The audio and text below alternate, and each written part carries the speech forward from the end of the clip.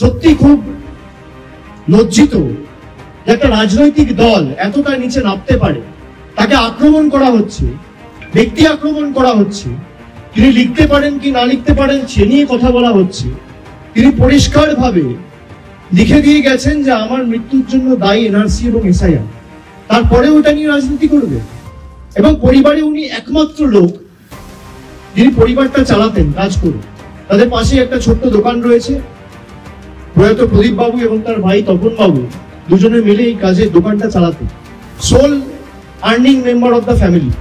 পরিবারের লোকের এখন চিন্তায় যে আমরা ঘর সংসার চালাবো কি করে, থাকবো কি করে, বাঁচবো কি করে।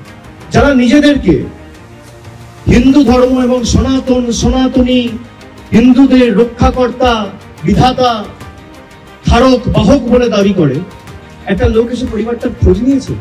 24 ঘন্টা হয়ে গেল, এরা ভাষণ দেয়, এরা ঠিক করবে কে বাংলাদেশ থেকে এসছে কে পাকিস্তান থেকে এসছে।